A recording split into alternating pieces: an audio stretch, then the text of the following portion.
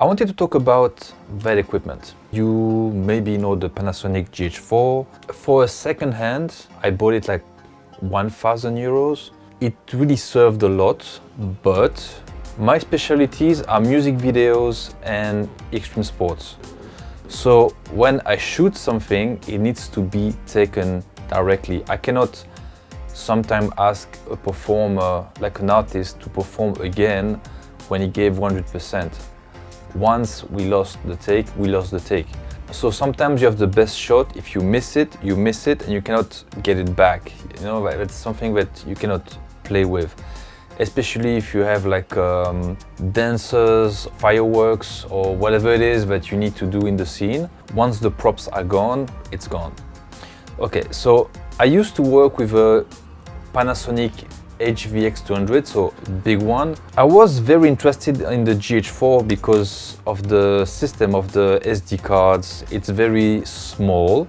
I wanted to give it a shot, but first things first. They are the two killers. It's things that makes it a deal breaker for me. There's one first issue is when you film with this, at some point, I don't know exactly what it is, but it happens that you are taking your shot and then the OS, so the operating system, just stops.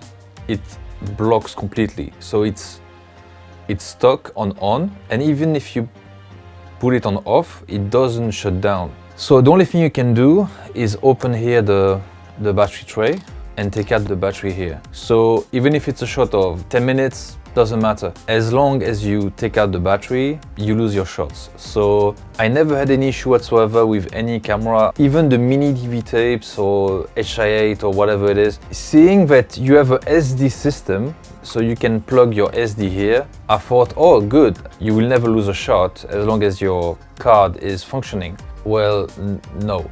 If the OS itself is bugging, even if the card is not a problem, you will lose your shots. So you don't even have to have a mechanical system. You just lose it because of the OS. So that's one of the first things with this, the OS is buggy. Then you have another issue, which is hardware. There's an issue with, you see the pins that are here? So you see those pins that are here? They are meant to connect. This is not a booster, it's just an adapter, but they're meant to connect with those little pins that are there, okay? And for example, with this lens, so I have this lens from Olympus. Great lens, I have nothing to say about the quality of the glass. So it's a real glass, it's not a joke. And you see here you have like the pins.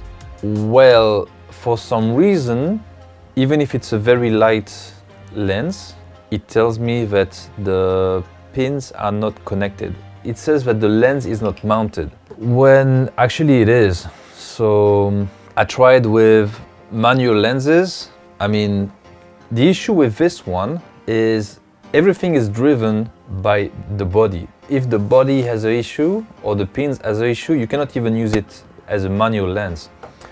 Okay, so now with this adapter, I can use the lenses if there is a manual aperture and zoom or focus. So this one, for example, is like a Samyang whatever.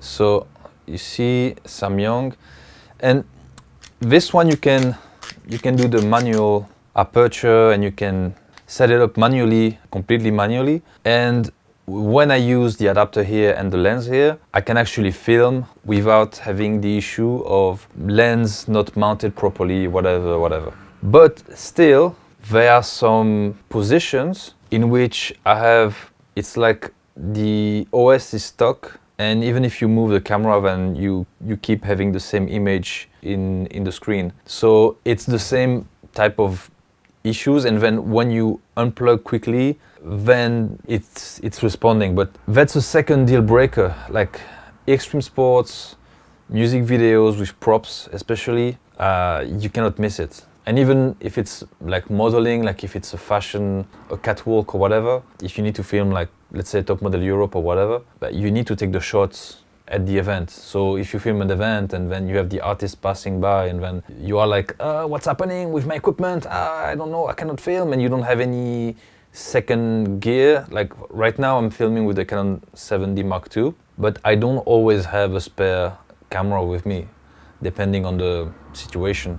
That's one of the things that I wanted to talk about, is that camera has some technical issues that are really hard to deal with. Otherwise, I don't have any major issue with it. Like, I don't like the menu, to be honest. It's like you only have like 4 main menu, but inside the main menu, then you have 7 sub panels, and I really like the camera. Like, it's really useful, especially with a gimbal. Like, I have a gimbal and I use the PET lens with the gimbal. It's just a DJI Mini 3, so it's very useful when it works. If you lose a shot of, let's say, 10 minutes, and then you have an issue with the mount, then the issue with the mount starts to become a situation where you cannot even film, then it's a deal breaker, because as professionals, we are pros, professionals cannot use cameras that break in the middle of the session.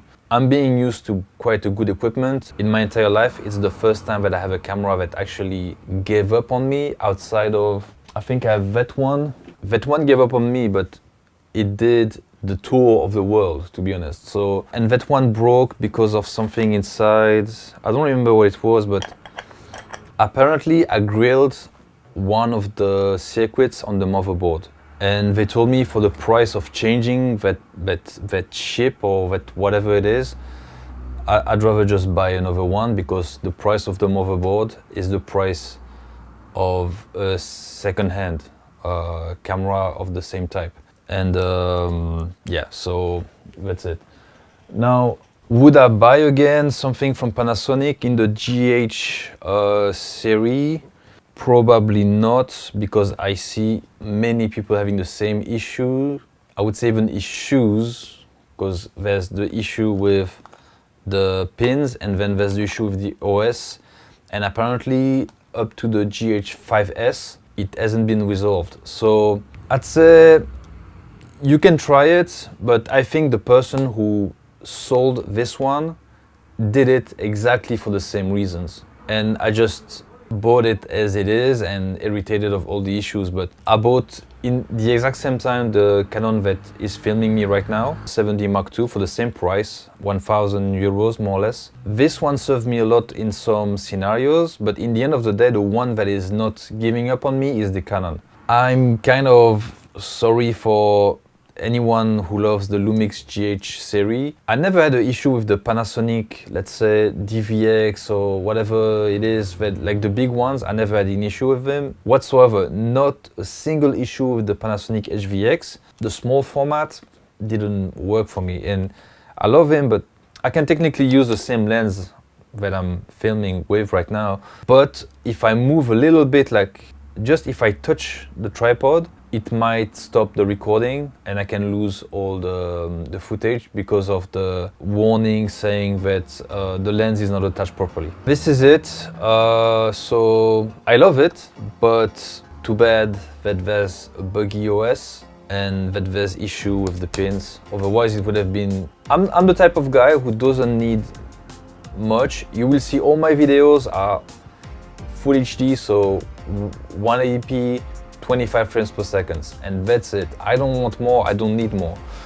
And so I'm not even asking a lot from a camera, from like, I'm not asking like 8K, 120 frames per second, but it needs to work and not give up on me. So that's it for me. I just wanted to talk about this quickly, and otherwise I have no complaints about that camera, but 2 deal breakers. If you have a suggestion of something that you want to learn or a question that you have that I can answer, just feel free to leave it in the comment section, because I'm struggling a bit to find exactly what you want to know, where I can help.